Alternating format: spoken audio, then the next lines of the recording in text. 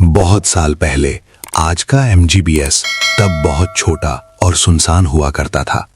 रात के 10:30 बजे हैदराबाद महात्मा गांधी बस स्टेशन पर वही आखिरी बस थी। सुमालता अपना सूटकेस खींचते हुए बस की तरफ दौड़ी। वो 28 साल की एक सरकारी शिक्षिका है।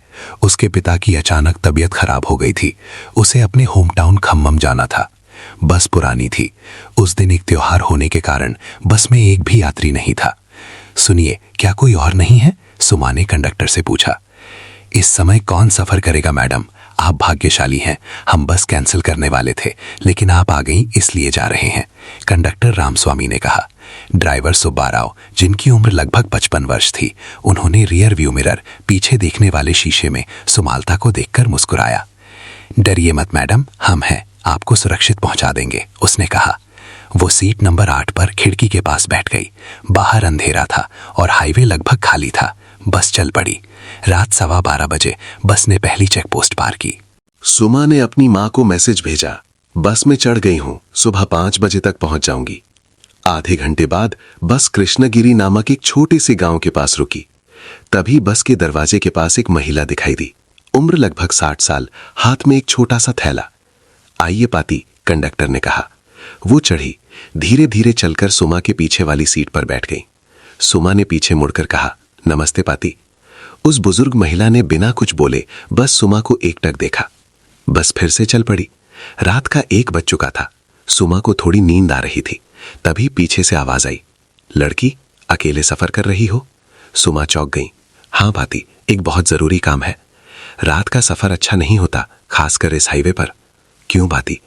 ये सड़क अच्छी नहीं है। यहां कई दुर्घटनाएं हुई हैं, बहुत से लोग मारे गए हैं। तुम आगे आगे देखोगी। सुमा को उन बातों में किसी खतरे का एहसास हुआ, लेकिन उसने अपने डर को छिपा लिया। पाती, आप कहां जा रही हैं? मैं बहुत लंबे समय से सफर कर रही हूं। एक ही बस में, एक ही रूट पर मैं सामना करने के लिए उस इंसान को ढूंढ रही हूं जो मुझे छोड़कर चला गया था। सुमा को ये बातें अजीब लगीं। उसने और कुछ नहीं पूछा। रात 1:30 बजे बस एक और स्टॉपेज हनुमान टांडा के पास रुकी। एक युवक बस में चढ़ा जिसकी उम्र लगभग 25 साल थी और आकर सुमा के बगल वाली सीट पर बैठ गया। हाय, मैं रोहित हूं। उन्होंने कुछ देर बात की। रोहित एक फोटोग्राफर था। तभी पीछे से बुजुर्ग महिला बोली, खतरा। रोहित पीछे मुड़ा। क्या कहा आपने पाती? कुछ नहीं, लेकिन उसकी आंखें रोहित को अजीब तरह से देख रही थीं। रात के 2 बज गए। बस घने जंगल वाले इलाके से गुजर रही थी। सड़क के दोनों ओर पेड़ थे। अंधेरा और भी घना था। अचानक बस ने ब्रेक मारा तो सुमा और रोहित आगे की तरफ खिसक गए। ड्राइवर सुब्बाराव पसीने से भीग गया था क्योंकि सड़क पर कोई था। बस की हेडलाइट्स में एक आदमी था जिसका चेहरा नहीं दिख रहा था। सुब्बाराव के हॉर्न बजाने पर भी वो व्यक्ति नहीं हिला। मैं उतर कर देखता हूं, रोहित ने जैसे ही कहा। नहीं, मत उतरो, बुजुर्ग महिला चिल्लाई। उसकी आवाज तब खौफनाक लग रही थी। क्यों पाती? वो आदमी जिंदा नहीं है। वो इस सड़क पर मरा हुआ इंसान है। वो यात्रियों को बस से नीचे उतारने पर मजबूर करता है। उसके बाद बस वैसे ही खड़ी रही। वो व्यक्ति नहीं हिला। हमें क्या करना चाहिए? सुब्बाराव ने पूछा।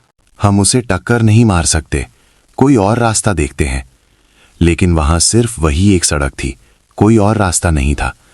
जब सबने फिर से आगे देखा तो वो व्यक्ति गायब हो गया था। सुब्बाराव ने बस को आगे बढ़ाया। सभी डरे हुए और शांत थे। कुछ दूर जाने के बाद सुमा ने पूछा, पाती, आपको इस सड़क के बारे में कैसे पता? बुजुर्ग महिला ने गहराई से देखते हुए कहा, क्योंकि मैं भी इसी सड़क पर मरी थी 25 साल पहले। हर तरफ सन्नाटा छा गया।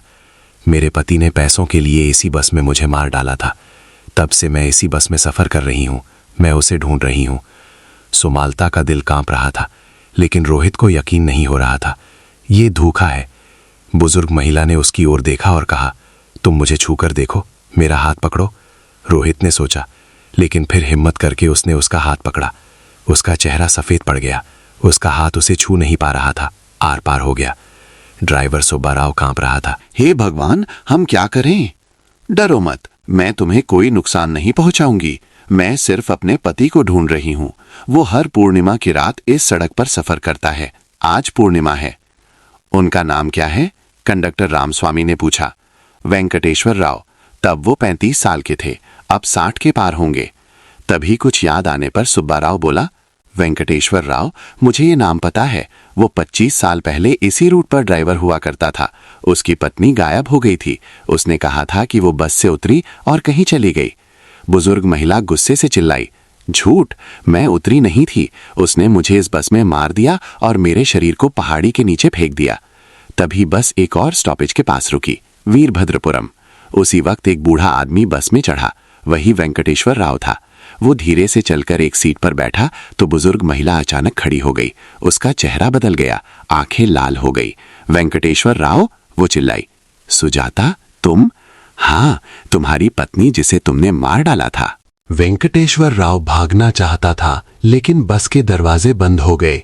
कृपया मुझे माफ कर दो, मैंने पैसों के लिए किया, मैंने गलती की। 25 सालों से मैं बिना शांति के भटक रहा हूं, उसने गिड़गिड़ाते हुए कहा। वो हवा में तैरते हुए वेंकटेश्वर राव की तरफ गई। सुमालता और रोहित डर से देख रहे थे। वेंकटेश्वर राव का दिल डर से जोर जोर से धड़क रहा था। वो जमीन पर गिर पड़ा। सुजाता उसके पास खड़ी हो गई, लेकिन अब वो गुस्से में नहीं थी, बल्कि दुखी थी। मैंने तुमसे प्यार किया, हमारे कितने सपने थे, लेकिन तुमने पैसों को चुना और मुझे मार डाला। वो रो रही थी। वेंकटेश्वर राव ने अपने आखिरी शब्द कहे, मुझे माफ कर दो सुजाता, मैंने पाप किया है। सुजाता ने उसका हाथ पकड़ा और कहा, मैंने तुमसे नफरत की, लेकिन इतने सालों तक नफरत को ढोते हुए भटकना अब और नहीं। अब मैं तुम्हें माफ करती हूँ। हम दोनों इस श्राप से मुक्ति पाते हैं। तुरंत ही वेंकटेश्वर राव ने अपनी आखिरी सांस ली। सुजाता उसे अपने साथ ले गई। उनकी आत्माएं हवा में तैरती हुई आसमान में उड़ गईं। बस के अंदर सन्नाटा छा गया। सुमा, रोहित, ड्राइवर और कंडक्टर, किसी को समझ नहीं आ रहा था कि क्या हो रहा था। जमीन पर वेंकटेश्वर राव का मृत शरीर पड़ा हुआ था। फोन में नेटवर्क ना होने के कारण उन्होंने सोचा कि पास के गांव चलते हैं और वहां से पुलिस को कॉल करते हैं। बस फिर से चल पड़ी। बस के 15 मिनट ऐसे ही चलने के बाद तब फिर से सड़क पर कोई खड़ा हुआ था, लेकिन इस बार एक छोटी बच्ची थी जिसकी उम्र लगभग 10 साल थी। वो रो रही थी। क्या हम उतर कर देखें? रामस्वामी ने पूछा। सुमा ने फैसला किया, मैं उतरूंगी। वो बच्ची किसी मदद की तलाश में लग रही है। वो बस से नीचे उतरी, बच्ची के पास गई और पूछा, क्या हुआ बेटा, तुम क्यों रो रही हो? उसने कहा, मेरी माँ बीमार है, उन्हें अस्पताल ले जाना है, लेकिन कोई गाड़ी नहीं है। उनका घर एक सुनसान जगह पर था। सुमा ने जाकर देखा तो सच में एक महिला बीमार पड़ी थी। उसे बुखार था और वो कांप रही थी। ड्राइवर, कंडक्टर, रोहित सभी ने उतरकर मदद की। उस महिला और उसकी बेटी को बस में चढ़ाया। बस जब पास के शहर के अस्पताल में पहुंची तो रात के 3:30 बज चुके थे। डॉक्टरों ने इलाज किया। उन्होंने कहा कि सही समय पर लाने के कारण कोई खतरा नहीं है। उस छोटी बच्ची ने सुमा को गले लगा लिया। जब वे बस से बाहर आए तो सुबह हो चुकी थी। उन्होंने खम्मम की ओर अपनी यात्रा जारी रखी। रोहित कह रहा था, जिंदगी सिर्फ वो नहीं है जो हम देखते हैं, अदृश्य शक्तियां भी हैं। अच्छा, बुरा, न्याय, बदला और क्षमा सब असली हैं। सुमा ने मुस्कुरा कर कहा, परंपराएं और मान्यताएं मेरे लिए महत्वपूर्ण नहीं थी, लेकिन आज रात के बाद कुछ चीजों को विज्ञान नहीं समझा सकता, बस विश्वास करना पड़ता है। सुब्बा राव ने पीछे से कहा, मैं 30 सालों से इस रूट पर ड्राइव कर रहा हूं। मैंने बहुत सी अजीब चीजें देखी हैं, लेकिन आज की रात न भूलने वाली है। हमने एक जान भी बचाई है। हाँ, अच्छाई की हमेशा जीत होती है। सुबह 5:30 बजे बस खम्मम पहुंच गई। जब सुमा उतर रही थी तो उसकी मां बस स्टॉप पर इंतजार कर रही थी। सुमा अपनी मां के साथ घर जाते हुए पीछे मुड़कर देखी। ड्राइवर और कंडक्टर सुमा को हाथ हिला रहे थे। फिर 1 हफ्ते बाद सुमा वापस हैदराबाद आई। उसने अखबार में देखा तो एक छोटी सी खबर थी।